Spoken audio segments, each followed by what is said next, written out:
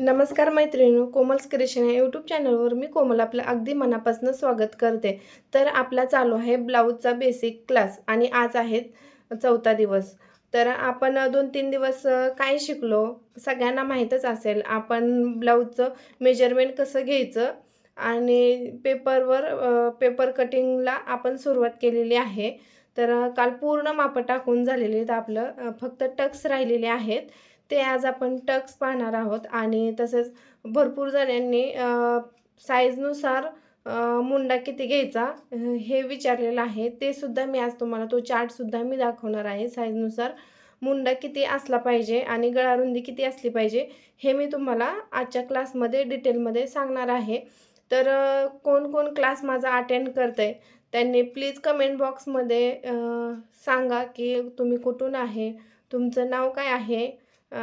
हे मला प्लीज सांगा, मला समजेल माझा व्हिडिओ कुठपर्यंत पोहोचतोय आणि किती जणींचा सपोर्ट आहे हे सुद्धा मला समजेल, जेणेकरून माझा आणखीन कॉन्फिडन्स वाढेल पुढं तुम्हाला छान चांगल्या गोष्टी देण्यासाठी. यासाठी मी तुम्हाला सांगते.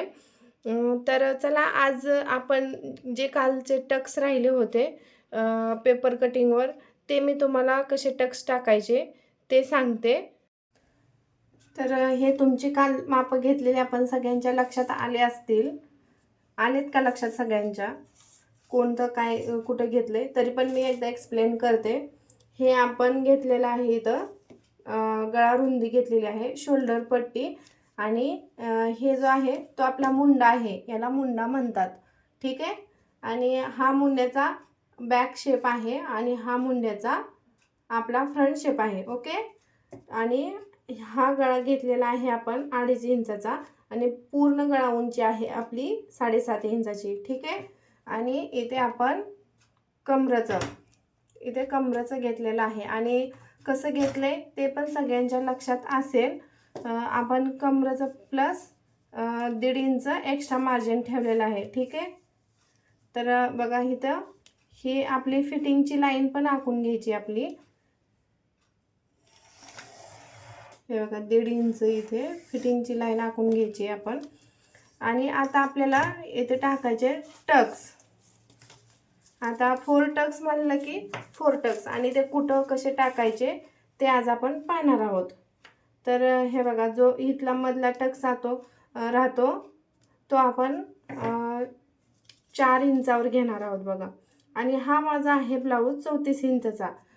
तुम्ही 28, 30, 32, 34 या साईजपर्यंत तुम्ही हा जो मधला टक्स आहे ना तो 4 इंचावर टाकून घेऊ शकता. ठीक आहे. आणि इथं 4 इंचावर टाकल्यानंतर हे मध्ये बरोबर 1/2 इंचच आहे का तिथे टेप बरोबर त्या लाईनवर ठेवायचं आहे.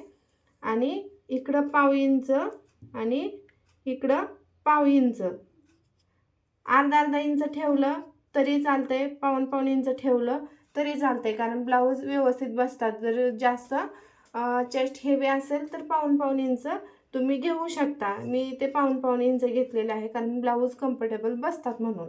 ठीक आहे. आणि वरती आपल्याला घ्यायचा आहे 2 इंचावर हा टक्स घ्यायचा आहे. ठीक आहे. इथं 2 इंचावरती वरती आणि ही लाईन आणि ही लाईन मॅच करायचे.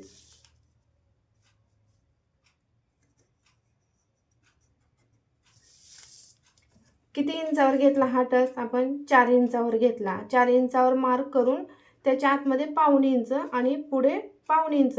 इथं जे की आपण 1/2 इंच एक्स्ट्रा घेतलेलं होतं. ठीक आहे.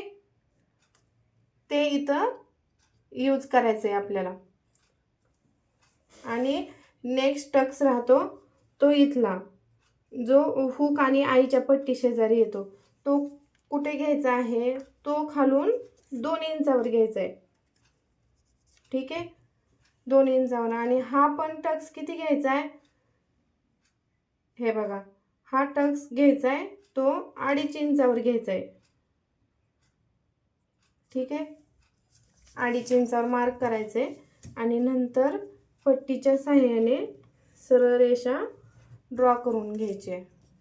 आणि आता तिसरा टक्स तिसरा टक्स इथं फिटिंगची लाईन जी असते, इथली फिटिंगची लाईन, तिथून जी आपली क्रॉस पट्टी आहे ना, याला क्रॉस पट्टी म्हणतात.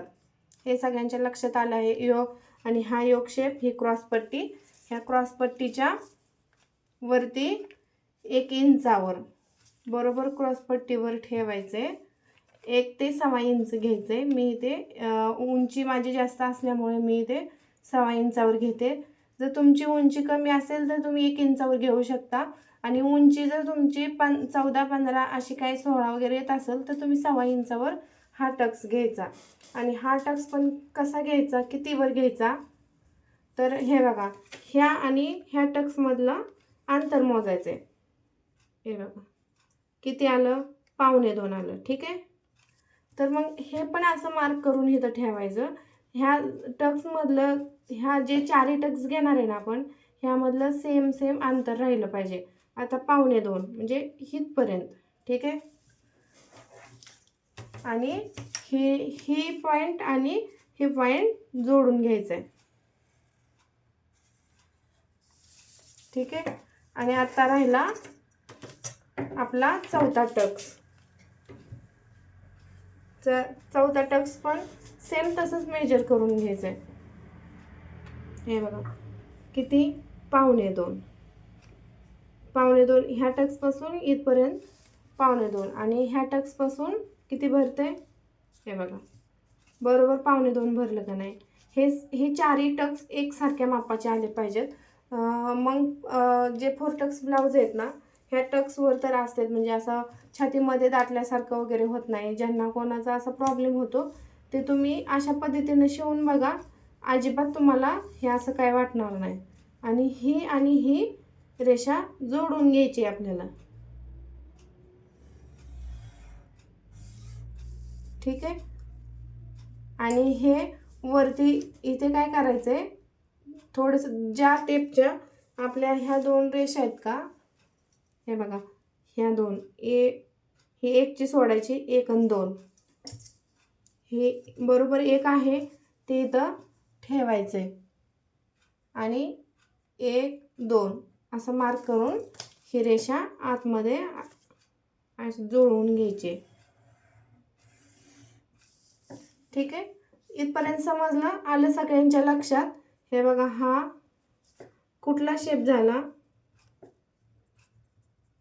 हा असा शेप क्रिएट झाला पाहिजे इथे. तर आता हे कट करून घ्यायचं आहे आपल्याला व्यवस्थित. आता हे बाकीची मापं तुमच्या सगळ्यांच्या लक्षात आली असतील. असं गृहीत धरून मी कटिंग करते. जर कोणाला काही लक्षात नाही आलं, काय प्रॉब्लेम आला, म्हणजे बिग साईज असो काय असो, तर तुम्ही मला कमेंटमध्ये विचारू शकता. आता कट करताना मी सांगितले तुम्हाला साध्या कात्रीनं कट करायचं. जी आपली कापड कट करायची कात्र आहे त्याने अजिबात कट करायचं नाही, कारण कापड कट करायची कात्रीने धार निघून जाते. हे बघा, अगोदर जे साईडचे स्क्वेअर आपण ड्रॉ केला ना, तो कट करून घ्यायचा आहे. हा नंतर हा साईडचा.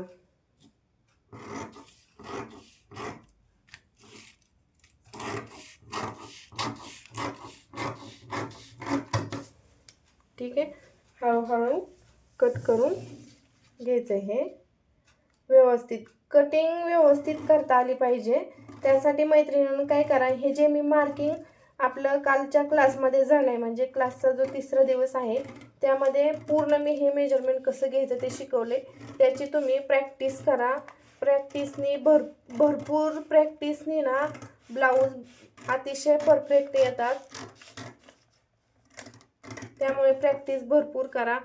हे जे शेप आहेत का आपले, हे मुंड्याचे शेप, हे शेप व्यवस्थित असतील तर ब्लाऊज अत्यंत परफेक्ट बसतात. आता काहींच्या कमेंट होत्या की ताई काट्यामध्ये घोळका येतो, तर हे बघा मी इथेच तुम्हाला समजावते.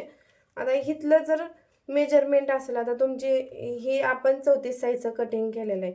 ठीक आहे. तर 34 साईजला हे 1.5 इंचावर असणं खूप गरजेचं आहे. इथला जो शेप आहे ना, तो व्यवस्थित दिला गेला तर जुळ येत नाही. आणि आता बघा इथं आपण टक्स घेतला, मी दाखवते तुम्हाला कसा प्रॉब्लेम होतो तो. इथं आपण पाठीचा टक्स घेतला तर ही बाजू वर सरते, ठीक आहे, आणि ही आतमध्ये जाते. आणि आपला जो शेप आहे तो जर असा जास्त वरतून असला असता, म्हणजे इथून वरून जास्त असला शेप, तर इथं जो शिल्लक कपडा आहे ना एवढा, तर त्याचा तो झोळ तयार होतो. त्यामुळे हा शेप व्यवस्थित देता आला पाहिजे.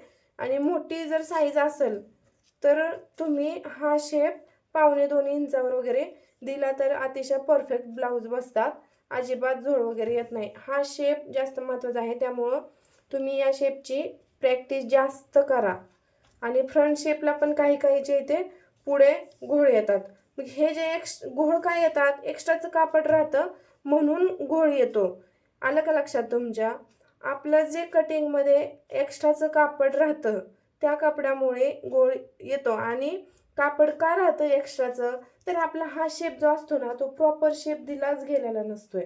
आता हा शेप आत न राहिला तर हा पुढं एवढं एक्स्ट्रा कापड राहतंय ना, मग त्याचा झोळ तयार होतो. आलं का लक्षात तुमच्या?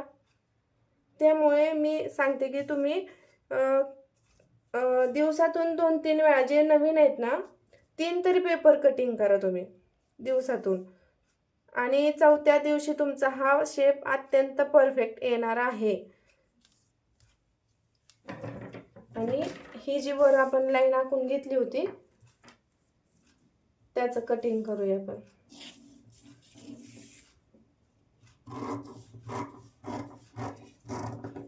हे बघा, हा झाला. तर आता इथे चूक अजिबात करायची नाही. आपण काय केलं, वरचं जे एक्स्ट्राचं होतं ते कट केलं, साईडचं मार्क केलेलं ते कट केलं, खालचं कट केलं, ठीक आहे. किती पार्ट, 1 2 3 4 हे असं कट करून घेतलंय. आता ही योगपट्टी आहे, ती गडबडीत काय होतं, जे नवीन आहेत त्यांचं, तर तुम्ही असं डायरेक्ट कट करचाल, हे करायचं नाही. कारण आपण सोबत फ्रंट आणि बॅक शेप कट केलेला आहे. नंतर काय करायचं आहे, हा पेपर ओपन करायचा आहे आपल्याला, ठीक आहे.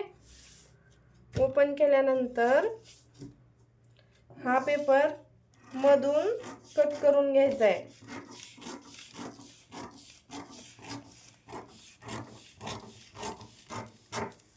ठीक आहे, मधून कट केला आणि हा बॅक साईड आहे ती साईडला ठेवून द्यायची आहे साईडला. आणि फ्रंट साईडचं काय काय कट करायचं आहे ते नीट बघून घ्या. हे बघा, ही जी पट्टी आहे ही पट्टी अगोदर कट करून घ्यायची आपल्याला.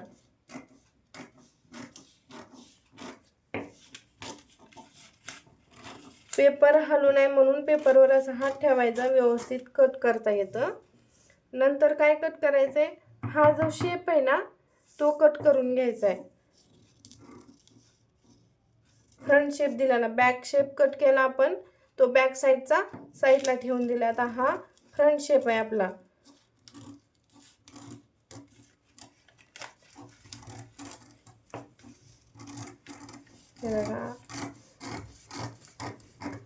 हा झाला फ्रंट शेप.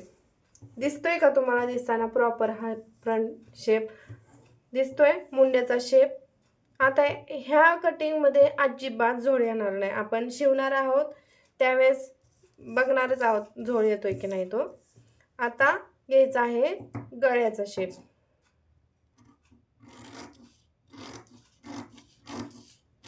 परफेक्ट मार्किंग केलेलं असेल आपण, परफेक्ट मेजरमेंट घेऊन कटिंग जर व्यवस्थित असेल तर ब्लाऊज अजिबात बिघडत नाहीत मैत्रिणींनो. त्यामुळे कटिंगला वेळ जाऊ द्या, प्रॅक्टिसला वेळ जाऊ द्या. तुम्हाला जर छान छान ब्लाऊज शिवायचे, भरपूर कस्टमर मिळवायचा असेल तर तुम्ही पेपर कटिंग भरपूर करा, प्रॅक्टिस भरपूर करा, ठीक आहे. हे झालं. आता हे व्यवस्थित ठेवायचं आहे. हा फ्रंट शेप, ह्याचं काही करायचं नाही. ह्याचं जे एक्स्ट्राचं मार्जिन आहे ते मी आता सांगेल तुम्हाला.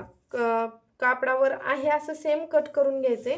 शिवताना कसं करायचं ते मी तुम्हाला हे सांगणार आहे ब्लाऊज शिवायच्या वेळेस. इथे काही करायचं नाही. किती कटिंग झाले आपले 4 टक्सचे पार्ट. हा बॅक. आता बॅकचा गळा, इथे गळा कोणाचा कमी जास्त असू शकतो. तर माझा बॅकचा गळा किती आहे, 10 आहे. तर 10 वर इथे मी मार्क करते. ठीक आहे. आणि खालचा वरती किती गळा रुंदी घेतलेली आहे मी, 2 इंच घेतलेली आहे गळा रुंदी. ठीक आहे. आणि खाली 1 इंच वाढवायची. वरती 2 घेतला असेल तर खाली 1 इंच बॅकला वाढवायचे. आणि फ्रंटला किती वाढवायचे, फ्रंटला फक्त अर्धा इंच वाढवायचे. आणि बॅकला किती वाढवायचे, बॅकला वाढवायचे 1 इंच वाढवायचे बॅकला. तुम्हाला आणखीन डीपमध्ये पाहिजे असेल तर तुम्ही 3.5 घेऊ शकता. मला जास्त डीप आवडत नाही, त्यामुळे मी इथे 3चीच गळा रुंदी घेतलेली आहे. आणि गोलाकार देण्यासाठी काय करायचे, इथून 1 इंचावर मार्क करायचे. हा कॉर्नर आहे तो लक्षात राहू द्या. ह्या कॉर्नरवर टेप असा तिरका ठेवायचा आहे आणि 1 इंचावर डॉट करून घ्यायचे आणि येथून शेप देऊन घ्यायचा आहे, गोलाकार शेप. हे बघा आला. ठीक आहे.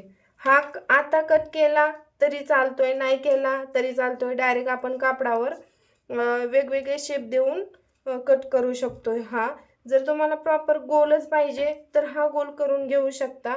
नसेल पाहिजे काही गरज नाही, अजिबात कट नाही केलं तरी चालतंय हे, कारण इथे वेगवेगळे शेप आपल्याला क्रिएट करता येतात. हा हे असंच कापडावर ठेवल्यानंतर नंतर वेगवेगळे शेप आपण कट करू शकतो. ठीक आहे. आता हे ठेवू साईडला. आता कोणाकोणाची मोठी साईज आलेली असणार आहे, आता जे आपले क्लास जॉईन केलेले त्यांनी त्यांना समजलं नसेल की आता दंडघेर किती घ्यायचं, गळा रुंदी किती घ्यायची. आता मी तर माझ्या साईजचं तुम्हाला दाखवलेलं आहे. आता ज्यांची बिग साईज आहे त्यांना प्रॉब्लेम येत असतील, किंवा ज्यांची कमी साईज आहे त्यांना समजलं नसेल आपला दंडघेर किती, म्हणजे मुंडा किती आला पाहिजे, गळा रुंदी किती पाहिजे, शोल्डर पट्टी किती पाहिजे, तर त्यांच्यासाठी मी तुम्हाला एक चार्ट बनवून दाखवते. हे पहा, ह्या बोर्डवर मी तुम्हाला आता साईजनुसार गळा रुंदी किती घ्यायची, शोल्डर किती घ्यायचं आणि मुंडा किती घ्यायचा हे सांगणार आहे. हे बघ,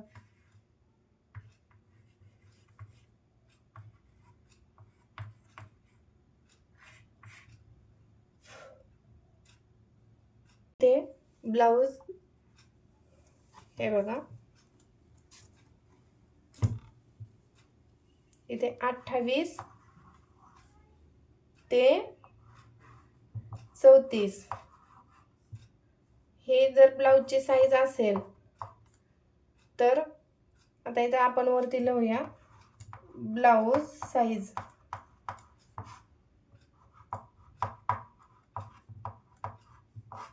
इथे गळा रुंदी,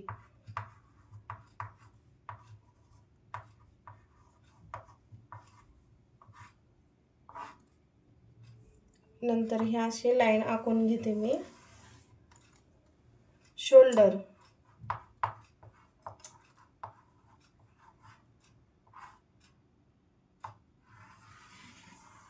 आणि नंतर मुंडा. ठीक आहे.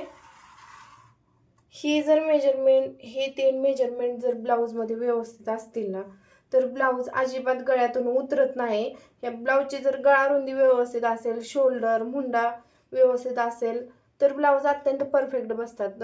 तुम्ही सांगा बरं, गळा रुंदी जर जास्त झाली तर काय होणार, ब्लाऊजचे गळे उतरणार. ठीक आहे. आणि ब्लाऊजचा मुंडा जर जास्त असेल तर काय होणार, मुंड्यामध्ये जुळ येणार. ठीक आहे. तर आता बघा 28 ते 34 साईज ब्लाऊजची असेल तर गळा रुंदी फक्त 1.25 इंच घ्यायची आहे. इथे मी 1.45 लिहिते. आता प्रत्येकाची लिहिण्याची पद्धत वेगवेगळी असणार आहे. माझी जी पद्धत आहे ती मी सांगते, मी ज्या पद्धतीतून शिकली आहे, किंवा हे पद्धत म्हणण्यापेक्षा हे माझं स्वतःचं आहे, मला हे समजतं. आणि इथे मी शोल्डर किती घेणार आहे, 3 इंच. शोल्डर पट्टी किती घेणार आहे, 3 इंच. आणि मुंडा किती घेणार आहे, इथे मी मुंडा हे बघा 5.5 इंच घेणार आहे मुंडा. ठीक आहे. आता नंतर ही लाईन आखून घ्यायची अशी. नंतर 36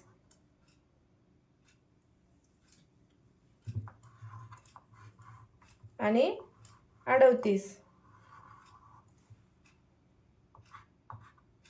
ह्यांची किती आली पाहिजे गळारुंदी, यांची गळारुंदी 2.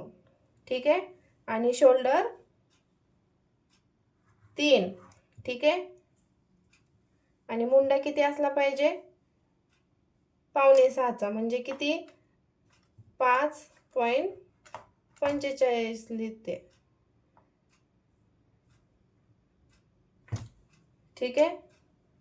आता ही लाईन ड्रॉ करून घेते.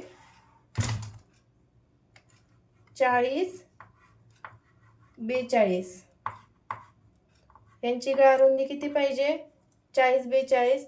हे सगळं परफेक्ट, अत्यंत परफेक्ट आहे. किती प्रोफेशनल, कोणी किती मोठं त्यांचं बुटीक असू द्या, त्यांच्यापेक्षा अत्यंत परफेक्ट ब्लाऊज बसणार आहेत ह्या चार्टनुसार. हे बघा, आपण कोणाला काय म्हणणार नाही, हे माझा स्वतःचा अनुभव आहे. आता प्रत्येकाचं वेगवेगळं असणार आहेत, पण मी या मेजरमेंटनुसार सध्या ब्लाऊज शिवते. आणि कोणाचा काही म्हणजे काहीच प्रॉब्लेम नाही. गळा कोणाचा उतरत नाही, मुंड्यामध्ये झोळी येत नाही.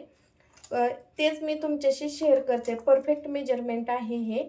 आता ह्या 40 आणि 42 साईजची गळारुंदी किती घ्यायची आहे, 2.25 इंच. 2.15. हे जे मेजरमेंट आहे ना माझं, ते घड्याळाच्या प्रमाणे आहे. 2.25 2.25 हे मी घड्याळाप्रमाणे लिहिते.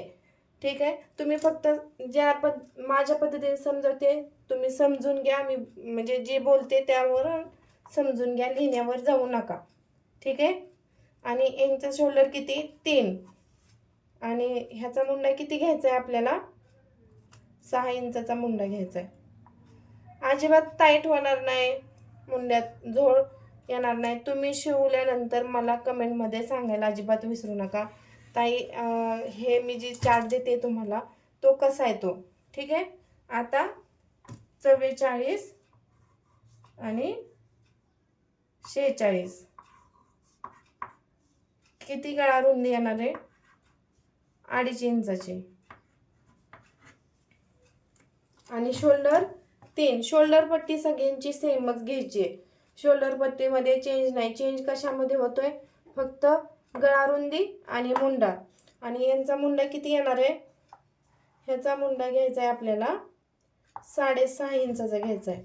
इथे डायरेक्ट तुम्ही म्हणसाल इथे कसं काय डायरेक्ट अर्धा इंचाने वाढला, तर हो, इथं बिग साईज असते. दंडघेर मुंडा सगळ्यांचा मोठा येतो इथे, त्यामुळे इथे डायरेक्ट अर्ध्या इंचाने मुंडा वाढतो इथे, त्यामुळे 6.5 घ्यायचा आहे. ठीक आहे. आणि नंतर 48 साईज, लास्ट एवढीच साईज असते. त्या माझ्याकडे तर आलेलं मी लास्ट एवढ्याच साईजचं शिवलेलं आहे, त्यामुळे सांगते. यांचा गळारुंदी किती घ्यायची आहे, ह्याची गळारुंदी घ्यायची आहे 2.25. ठीक आहे. आणि शोल्डर 3. आणि मुंडा यांचा घ्यायचा आहे तो 7 इंचाचा घ्यायचा आहे. ठीक आहे. आणि ह्या चार्टनुसार ब्लाऊज अत्यंत परफेक्ट बसणार आहेत. आणि तुम्हाला यामध्ये काय डाऊट वगैरे वाटत असेल तर मला कमेंट करून सांगायला अजिबात विसरू नका. हे बघा, हे तुम्हाला समजलं, हा चार्ट आला लक्षात तुमच्या.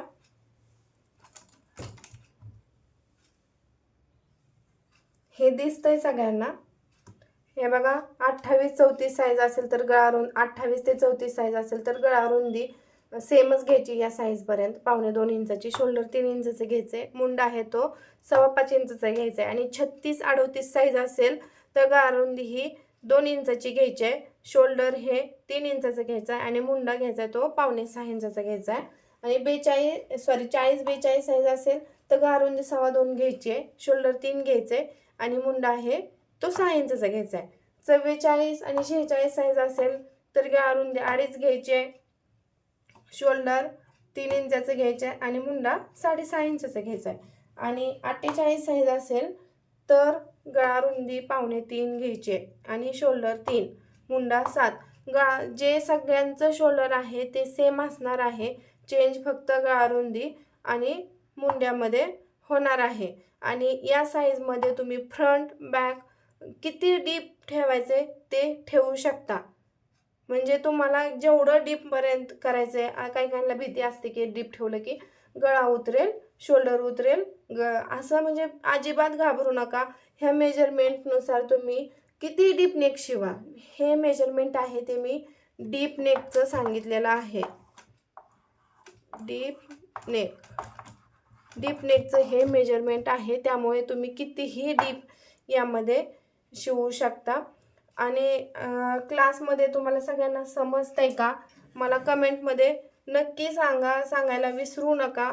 कुठं काय मिस्टेक होते मला सांगा, जेणेकरून मी तुम्हाला आणखीन चांगल्या पद्धतीने एक्सप्लेन करेन. आपल्या क्लासवर जर कोण नवीन जॉईन झाला असेल तर सबस्क्राईब करायला विसरू नका.